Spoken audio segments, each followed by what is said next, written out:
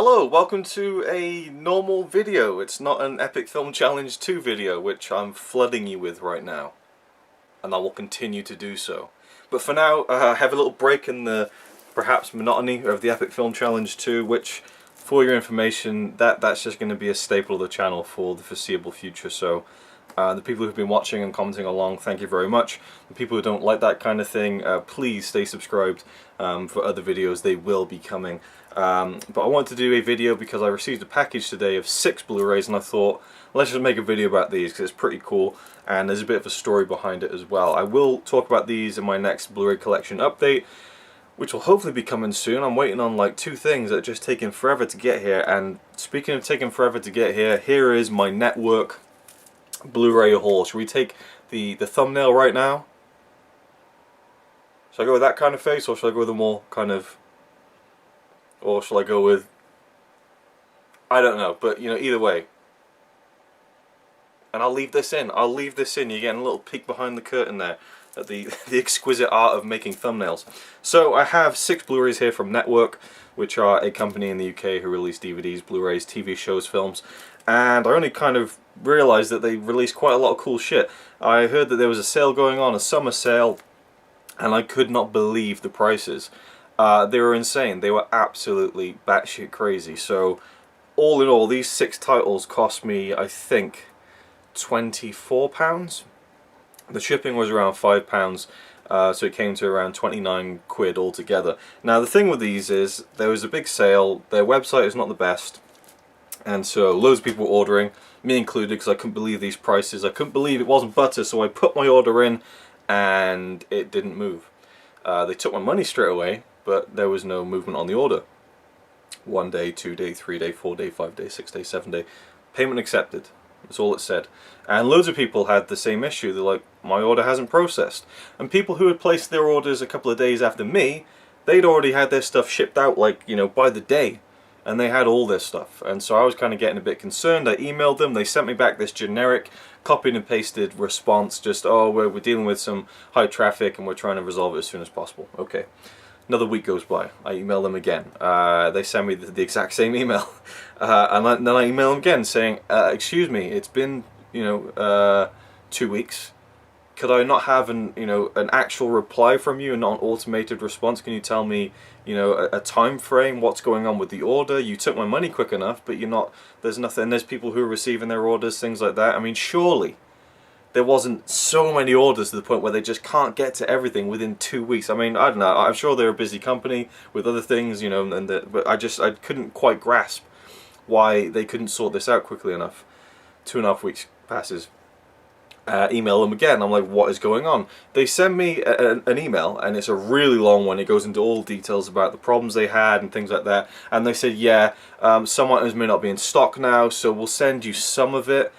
Maybe in the next 2 to 3 weeks, we don't know. We promise you this is not an automated response, we're working up to do our very best. And there's like a name at the bottom, say Emma, for example.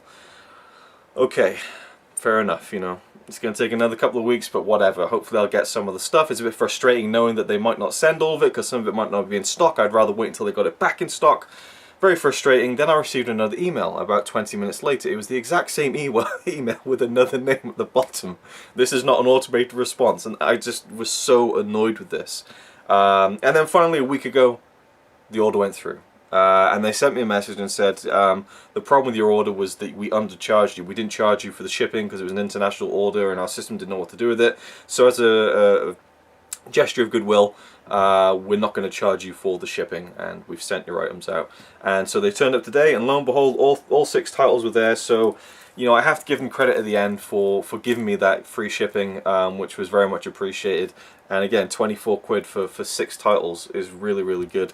And it was a bad situation, but it turned out alright in the end. So I was getting a bit arsey about it and saying I'm never using these guys again, but they came through in the end, and that's what counts. So bit of an up and down story with Network there, but let's just get into the titles and what I picked. Now, I was basically basing my picks on films that were in the book, 1001 Movies You Must See Before You Die. I was trying to tick some more of those off. There's one from my Silent Movie Marathon 3 coming up that I picked. And there was loads of other ones I wanted. There was Hitchcock's The Lady Vanishes, Hitchcock's The 39 Steps. But I just thought, you know what, I'm going to want to get the Criterion at some point. You know, Hitchcock is such a great director, and I want the ultimate treatment for those films. And so I kind of really wanted to get them and watch them now, but I'm going to wait for the Criterion for some of those. Now, first of all, we have Rome Express. Honestly, the cover sold me. I mean, again, some of these were like £3 each. It was ridiculous. Rome Express. The cover sold me. I love train movies. I think it's from the 30s. Let's see if we can find out on the back. 1932.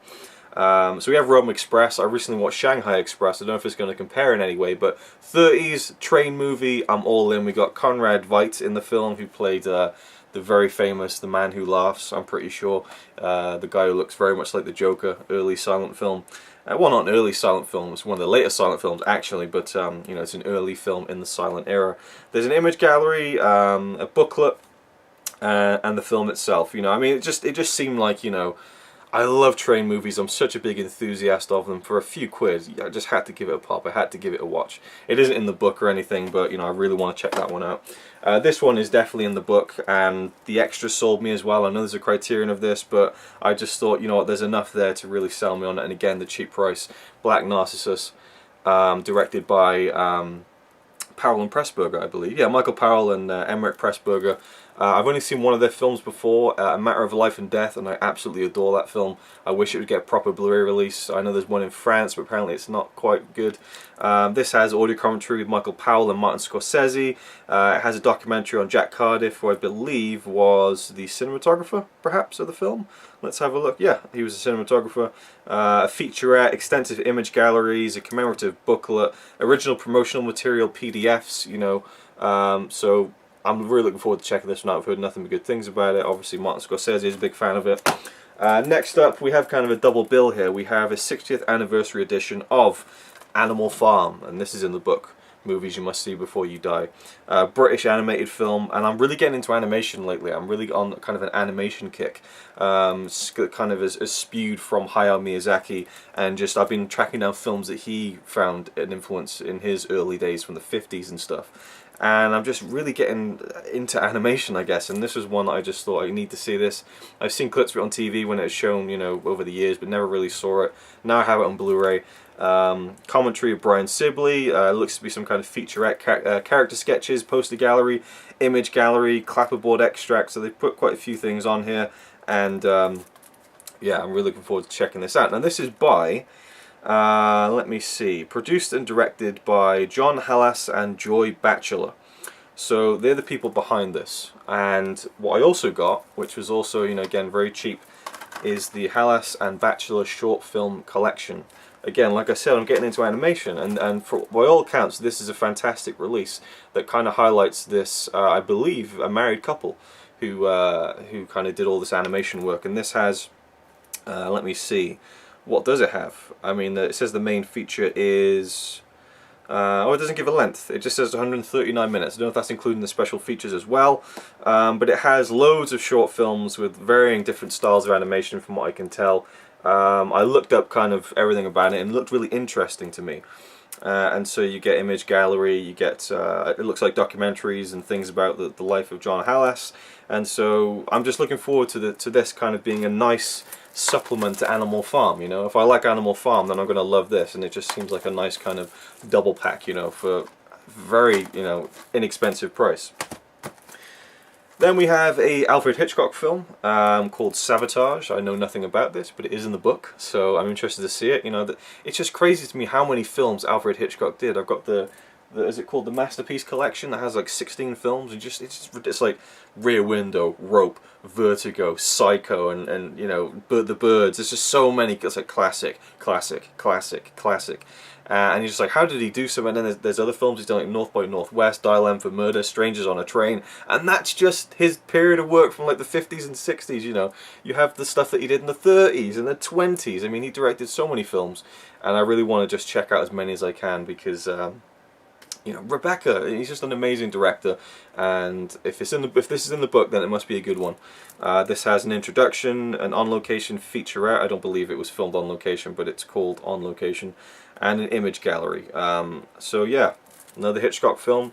Excited to check it out. And finally we have one that I've been waiting to get for quite a while, because it's going to be my first, well, I do have another Hitchcock silent film on Blu-ray, but this is, I guess, my second, but I haven't watched any of them yet. But this is The Lodger.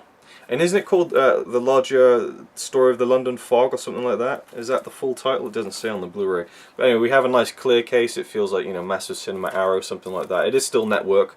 I don't know why they gave it the distinction to have a thicker case, because all of these are the slim kind of American size cases. This is a more thick UK case with the clear.